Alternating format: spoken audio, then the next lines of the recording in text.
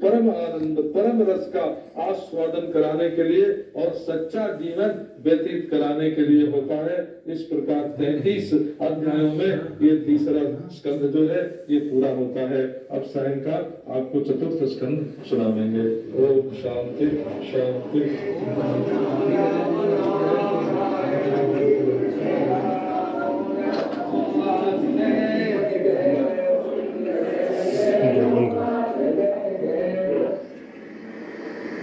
आप शुरू करो। Powering off. Connect again soon.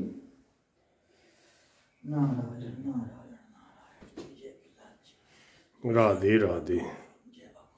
जय श्री कृष्ण। आज मकर संक्रांति के दिन बहुत ही सुंदर कथा सुनने जा रहे हैं हम श्री भागवत जी की। आज कौन सी कथा है? अभी भीष्म पितामह का पावन चरित्र चलेगा और युधिष्ठिर जी का फिर भगवान श्री कृष्ण द्वारका जाएंगे। उसके बाद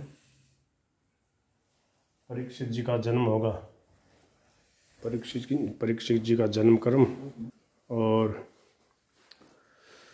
हरे राम राम राम हरे हरे, हरे कृष्ण कृष्ण कृष्ण हरे हरे, हरे राम राम हरे हरे। सर्दी जोरदार पड़ रही है। मकर संक्रांति का दान पुण्य तो कल है, पर वैसे आज भी है ही, लोगों को मालूम नहीं है। लोग तो 14-15 दोनों ही दिन मनाते हैं ज़्यादातर, जब दूसरे दिन होते हैं। तो मकर संक्रांति के पावन दिन पर अब भीष्म पितामह की पावन कथा से हम शुरुआत कर रहे हैं। भीष्म जी का पावन चरित्र है। युधिष्ठिर जी महाराज का शोक संदेह भगवान दूर कर रहे हैं। राधे राधे। राम राम राम। नारायण नारायण नारायण नारायण। श्रीमद् भागवत महापुराण प्रथम स्कंद 9वां अध्याय। ठीक है। राधे राधे। भीष्म जी का पावन चरित्र है इसमें। नारायण नारायण नारायण।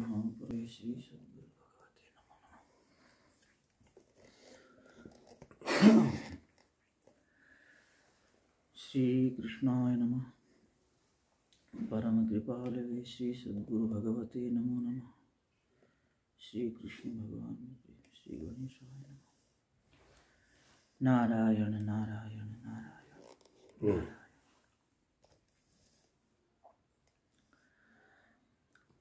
अब भीष्म पितामह का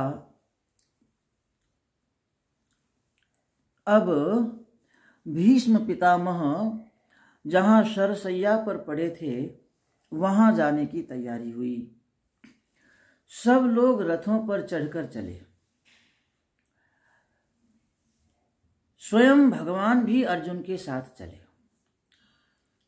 जरा अपने भगवान की झांकी तो देखिए। ऐसा आपने कहाँ सुना है कि भगवान सेवक और भक्त स्वामी, रथी अर्जुन और सारथी श्री कृष्ण। कुछ ही समय पहले युद्ध के प्रारंभ में अर्जुन कहते हैं, सेनयोर्वयोर मध्ये रथम स्थापयाम्युत। श्री कृष्ण, दोनों सेनाओं के बीच में मेरा रथ खड़ा करो। भक्त आज्ञा दे रहा है और भगवान उसका पालन कर रहे हैं। हुक्म देने वाला नौकर और उसको मानकर काम करने वाला मालिक। ऐसा ईश्वर केवल हमारे वैदिक धर्म में, केवल हमारे सनातन धर्म में है, जो अपने सेवक का रथ संचालन करता है और उसकी आज्ञा का पालन करता है। तो सब लोग चले। बड़ी शोभा हुई। सबने पहुंचकर भीष्म को प्रणाम किया। श्री कृष्ण ने भी नमस्कार किया। वहां वशिष्ठ, इंद्र, प्रमद, बादरायण, व्यास आदि बड़े बड़े ऋषि महर्षि भी आ गए। भीष्म पितामह ने मन ही मन सबकी पूजा की। श्री कृष्ण को तो अपने हृदय में ही बैठा लिया। अब यहाँ जरा भीष्म पितामह का ध्यान करो। सब के सब बाण उनकी छाती में लगे थे। पीठ में कोई भी बाण नहीं लगा था। उनके शरीर को छेदकर बाणों की जो नोक पीठ की ओर निकली थी, उन्हीं पर वे चित्त गिर गए थे। सारे बाण धरती पर गिरते समय बराबर बराबर हो गए थे और उनकी शय्यासी बन गई थी, जिन पर भीष्म पितामह का शरीर अटका हुआ था। ऐसी अवस्था में जब भगवान श्री कृष्ण उनके पास आए तो भीष्म पितामह बोले कि प्रभु, तुम तो हृदय के भीतर आ जाओ, अन्य सबको बाहर रहने दो। उन्होंने उनकी मानसिक पूजा की। उनकी आंखों में अनुराग के आंसू आने लगे। वे युधिष्ठिर को संबोधित करते हुए बोले कि तुम लोग जो क्लेश पूर्वक जीवन व्यतीत कर रहे हो, उसके लिए मुझे बहुत दुख है। तुम्हारे लिए कुंती ने कितने कष्ट सहे हैं। जहाँ युधिष्ठिर राजा हों, भीमसेन गदापाणी हों, अर्जुन गांडीवधारी हों और परामर्शदाता श्री कृष्ण हों, वहाँ भी ऐसा दुख आया तो यह काल की ही लीला है। काल के सामने किसी की भी नहीं चलती। जैसा समय आया है उसी को देखते हुए चलो। जो काल का मुकाबला करने में लग जाता है वह भगवान का ध्यान नहीं कर सकता। इसलिए काल को अपने ढंग से चलने दो, तुम अपने ढंग से चलो। तू तो राम भजो जग लड़वा दे, हाथी चलता अपनी चाल से। कुतवा भुकत वाको भुकवा दे, तू तो राम भजो जग लड़वा दे। श्री कृष्ण को देखो, साक्षात नारायण हैं। इनको शिव नारद आदि पहचानते हैं। इनको तुम अपना ममेरा भाई समझते हो। इन्हें तुमने अपना दूत बनाया, सारथी बनाया और ये सब कुछ बन भी गए। बनने में इनका लगता भी क्या है। जानते हैं कि इनको कोई कुछ भी बना दे, परंतु ये हैं ज्यों के त्यों। ये सर्वात्मा हैं, समदर्शी हैं, निरहंकृति हैं, परंतु इनकी कृपा तो देखो कि भक्त लोग इनका दर्शन चाहते हैं और ये ऐसे भगवान हैं कि भक्त को दर्शन देने के लिए चले आते हैं। इनकी महिमा ऐसी है कि इनमें मन लगाकर इनके नाम का संकीर्तन करते हुए यदि मनुष्य शरीर छोड़ दे तो वह कामना और कर्म से मुक्त हो जाता है। भीष्म पितामह ने श्री कृष्ण को संबोधित करते हुए आगे कहा कि भगवान, तुमने अपने भक्तों से बहुत प्रतीक्षा करवाई है। वैदिक मंत्रों में आता है कि आशा प्रतीक्षे संगतम, कठोपनिषद। आशा और प्रतीक्षा का साथ है। आएंगे या नहीं आएंगे यह मालूम न रहने पर आशा रहती है कि शायद आ जाएंगे, आने की संभावना है। लेकिन जब आने की बात बिल्कुल पक्की रहती है तब आशा नहीं, प्रतीक्षा रहती है और यह भावना बनती है कि अब आओ, अब आ जाओ। तो भीष्म पितामह ने कहा कि तुमने भक्तों से बहुत प्रतीक्षा करवाई है। अब तुम भी थोड़ी प्रतीक्षा करो और यह देखो कि इंतजार में क्या मजा है। जानते हो कि तुम्हें किस चीज की प्रतीक्षा करनी है? यह प्रतीक्षा करनी है कि जब तक हमारा शरीर छूट न जाए तब तक तुम हमारे सामने खड़े रहो। श्री कृष्ण ने कहा कि अच्छी बात है, मैं खड़ा हो जाता हूँ। भीष्म बोले, ऐसे ही नहीं, एक बात का और ध्यान रखना, मुख पर प्रसन्नता बनी रहे, उदासीनता न आने पावे। हंसते रहना, आंखों में अनुराग की लाली भी रहे और मुख कमल खिला रहे। इस प्रकार तुम बाहर भी दिखो और भीतर भी दिखते ही रहो। ऐसी अवस्था में हमारी प्रतीक्षा करो। इसके बाद भगवान की प्रेरणा से युधिष्ठिर ने भीष्म पितामह से विविध धर्मों की जिज्ञासा की। साधारणतया धर्म के बारे में लोगों की जो धारणा है वह ठीक नहीं है। राजस्थान का एक आदमी चाहता है कि हम जैसा धर्म करते हैं वैसा ही आसाम का आदमी भी करे, उड़ीसा का आदमी भी करे, कश्मीर का आदमी भी करे, इसी आग्रह के फलस्वरूप झगड़े होते हैं। असल में पुरुष के स्वभाव के अनुसार धर्म में भेद होता है। कोई रागी होता है, कोई वैरागी होता है। वर्णाश्रम के अनुसार भी भेद होता है। वैराग्य और राग की उपाधि से भेद होता है। प्रवृत्ति निवृत्ति से भी भेद होता है।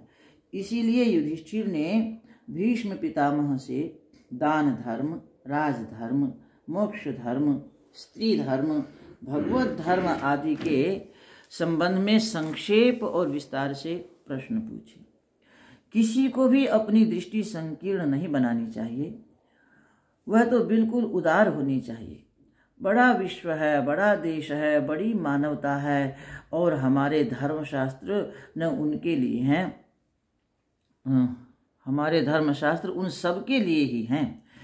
कई लोग तो विद्वानों को पैसे देकर उनके द्वारा धर्मशास्त्रों में से प्रसंग निकलवाते हैं और कई लोग अपने मनोनुकूल अर्थ बदलवा लेते हैं। उनको यह ख्याल नहीं होता कि जिस प्रसंग को वे निकाल रहे हैं या अर्थ बदल रहे हैं वह भविष्य में काम आवेगा। जैसे परशुराम जी द्वारा क्षत्रियों के वध का प्रसंग आज नहीं तो भविष्य में उपयोगी सिद्ध हो सकता है। काट छांट करने वालों को इस बात का ध्यान नहीं रहता कि लंबे काल, लंबे देश और लंबी जाति में कब कहाँ उस प्रसंग की कैसी जरूरत पड़ सकती है। शास्त्रों में काट छांट करना धर्म का अंग भंग करने जैसा और धर्म को देखने वाली आंख को फोड़ने जैसा ही है।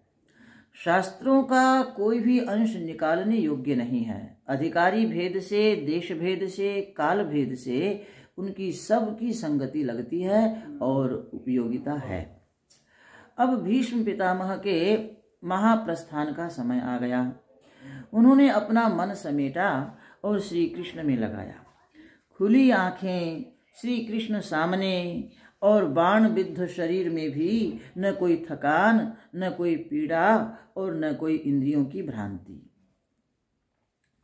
जन्यम विसृजन जनार्दनम, शरीर का परित्याग करते समय वे जनार्दन की स्तुति करते हैं। यह जना माया है, अविद्या है। जनयति निखिलम जगत जनयति संसारम इति जना, मायाम जना मर्दयति इति जनार्दनः। जो माया से, अविद्या से छुड़ा दे, जादूगर अपने जादू के खेल से छुड़ा दे और ज्ञानी अज्ञान से छुड़ा दे, उसका नाम जनार्दन। भीष्म बोले कि महाराज, मैंने धर्म किया, यज्ञ किया, ब्रह्मचर्य का पालन किया, पिता की आज्ञा शिरोधार्य की और इन सब साधनों द्वारा अपनी बुद्धि को वितृष्ण बनाया। इति मतिरूपकल्पित वितृष्णा। अब मैं अपनी बुद्धि आपके चरणों में अर्पित करता हूँ। आप जब प्रकृति से विहार करते हैं तब यह सृष्टि चलती है।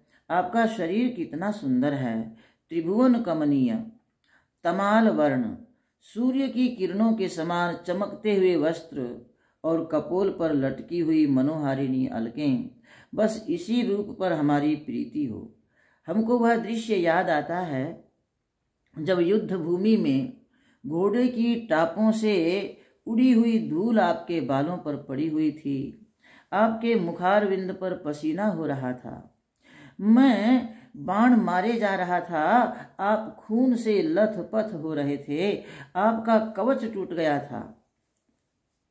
भगवान, मैं जानता था कि मेरे प्रहारों का आप पर कोई प्रभाव पड़ने वाला नहीं है। आप तो यह दर्शा रहे थे कि देखो भीष्म, मैं तुम्हारी भक्ति का, तुम्हारे प्रेम का कितना आदर करता हूँ। तुम मुझे बाण मार मार कर मेरा खून बहा रहे हो और मैं तुम्हारे प्रेम में पागल हो रहा हूँ। आप ऐसे भगवान हो जो अपने भक्त के हाथ का बाण भी बड़े प्यार से अपने शरीर पर ग्रहण करते हो। ऐसी स्थिति में आपसे कोई प्रेम नहीं करेगा तो किससे करेगा? अस प्रभु छाड़ी भजहि जे आना, ते नर पशु बिन पूछ बिसाना।